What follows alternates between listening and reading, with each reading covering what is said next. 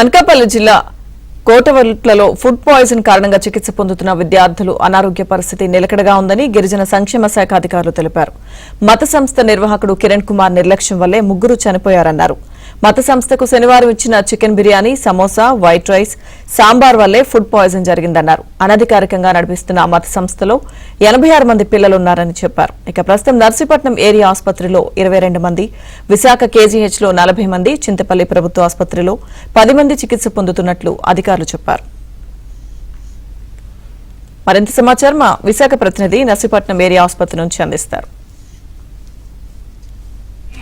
అనకాపల్లి జిల్లా కోటవర్కలో అనాధికార ఆశ్రమంలో food poison జరిగింది. ఇప్పటికే ముగ్గురు మృతి చెందారు. మిగిలిన వారి పరిస్థితి ప్రస్తుతం అయితే బాగానే ఉంది. కొంతమంది కేజీహెచ్, అదేవిధంగా కొంతమంది ఇప్పుడు ప్రస్తుతం మన దగ్గర ఈ పిల్లలందరినీ కూడా నర్సీపట్నం ఏరియా హాస్పిటల్లో ఉన్నారు. అయితే ప్రస్తుతం దీనికి సంబంధించి వివరాలు తెలుసుకున్నాం. మనతో పాటుగా ట్రైబల్ వెల్ఫేర్ ఆఫీసర్ రణవి ఉన్నారు. ఆమెను అడిగి మరిన్ని విషయాలు తెలుసుకుందాం.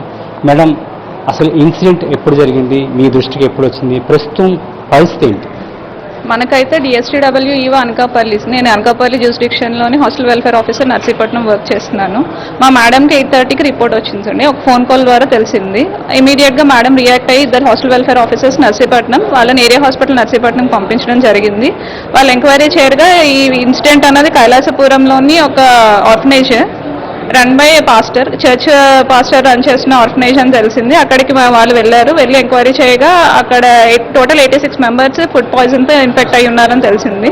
ఏంటి రీజన్ ఏంటని చెప్తున్నారు మేడం? ఆ రీజన్ లో ఏం తెలియదు మనకు. ఇన్సిడెంట్ కి రీజన్ అయితే వాళ్ళు స్టేల్ బిర్యానీ అంటే poison biryani, contaminated biryani and samosa తిన్నామని పిల్లలు చెప్తున్నారు సార్. మనకు అంతవరకే తెలుసు. ఆ ఫుడ్ కంటామినేటెడ్ ఫుడ్ తినడం వల్ల వీళ్ళకి వామిటింగ్స్ అయ్యాయి. ఇన్సిడెంట్ సాటర్డే వాళ్ళు తిన్నారంట. మనకి తెలిసింది మాత్రం నిన్న మార్నింగ్ 8:30కి. ఇప్పటి వరకు మన దగ్గర ఇప్పుడు పిల్లలు ఉన్నారు కదా, ప్రస్తుతం వారి పరిస్థితి ఎట్లా ఉంది మేడం? ఇక్కడ ఉన్న వాళ్ళందరూ నర్సీపట్నం ఏరియా హాస్పిటల్ ఉన్న వాళ్ళందరూ స్టేబుల్ గా ఉన్నారండి. ప్రాబ్లం ఏం లేదు. Everybody stable. నిన్న 3 డెత్స్ రిపోర్ట్ అయ్యాయి. మిగతా వాళ్ళ కండిషన్ అంతా ఎప్పటికప్పుడు మన డిస్ట్రిక్ట్ ఆఫీసర్స్ అలాగే పీఓ గారు అందరూ మానిటర్ చేస్తున్నారు. కేజీహెచ్ వెళ్ళిన వాళ్ళ కండిషన్స్ కూడా స్టేబుల్ గానే ఉంది. ఎలాంటి అన్వాంటెడ్ ఇన్సిడెంట్స్ కానీ ఎలాంటి ఇబ్బందికరమైన సిచ్యువేషన్స్ కానీ లేవు ప్రస్తుతానికి. కొంతమంది ఈ పిల్లలకు సంబంధించిన బంధువులు ఉన్నారు, వారిని కూడా అడుగుదాం, పిల్లల్ని కూడా తెలుసుకుందాం. ఆ రోజు ఏమైంది? నువ్వేం చదువుతున్నావు? 7th. ఏమైంది ఆ రోజు పరిస్థితి ఏంటి? మీకు ఎన్ని గంటలకు ఫుడ్ పెడతారు? అక్కడ హాస్టల్లో మిమ్మల్ని ఎలా చూస్తారు సార్? బాగానే చూస్తారు సార్. ఏమైంది ఆ రోజు? అన్న తినేటప్పుడు జరిగింది సార్. ఏం తిన్నారు ఆ రోజు? బిర్యానీ సార్, ఇంకా వైట్ రైస్, వైట్ అన్న. అంటే మీకు ఎన్ని గంటలు తెలిసిందండి అబ్బాయికి బాగోలేదని చెప్పడం కానీ హాస్పిటల్ పంపించారని కానీ? నాకు మొన్న ఆదివారం రోజు ఉదయం 8-9 గంటలకి తెలిసింది సార్. వాంతులు, కడుపు నొప్పి వచ్చేస్తున్నది, మీరు పేరెంట్స్ వచ్చి మీరు తీసుకెళ్ళండి అంటే సోమవారం తీసుకువచ్చేస్తాము.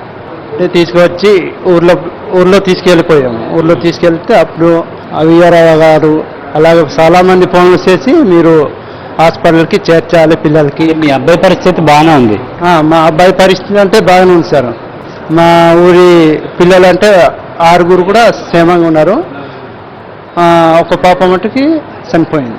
ఏం బాగాలేదని చెప్పారు? ఫోన్ వచ్చింది అదికేనా? ఫోన్ చేశారండి. ఫోన్ చేస్తే విరసంలో వాంతులు వస్తుంది, మీ పిల్లల్ని వచ్చి తీసుకెళ్ళండి అని ఫోన్ చేశారండి. ఎప్పుడు జాయిన్ చేశారు మీ పిల్లల్ని అక్కడ? మా పిల్లలు 2022లో సార్, 22లో జాయిన్ చేసాము. 22 ఎలా చూసుకుంటున్నారు? 2020 నుంచి చూసిన 2 సంవత్సరాల పాటు అక్కడే ఉంచారు కదా, ఎలా చూసుకుంటున్నారు? అక్కడ బాగా చూసుకుంటున్నారు సార్. అన్ని ఫుడ్ విషయంలో కానీ అన్ని బాగుంది.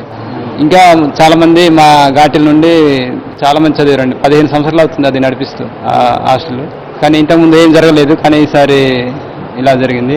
అనుమతులు లేకుండా ఈ యొక్క ఆశ్రమాన్ని నడిపిస్తున్నారని కేవలం విద్యార్థులకు బాగోలేకపోయినప్పటికీ కూడా తల్లిదండ్రులకు సమాచారం కానీ లేకపోతే ఆ యొక్క సిబ్బంది అధికారులకు సమాచారం కానీ ఇవ్వకపోవడం వల్ల ముగ్గురు మృత్యువాత పడ్డారు. అదేవిధంగా ఇలాగ ఆసుపత్రి పాలైన వారు కూడా ఉన్నారంటూ కూడా అధికారులు చెప్తున్నారు. అయితే దానిపైన పూర్తి స్థాయిలో ఒక నిర్ణయం తీసుకున్నట్టు తెలుస్తుంది. ఇప్పటికే ప్రభుత్వం కూడా మృతి చెందిన క్షతగాత్రుల బాధితులకు కూడా 10 లక్షల ఎక్స్గ్రేషియా ప్రకటించింది. అదేవిధంగా దీనిపైన దర్యాప్తు కూడా వేగవంతం చేయాలంటూ కూడా అధికారులు ఆదేశాలు జారీ చేశారు.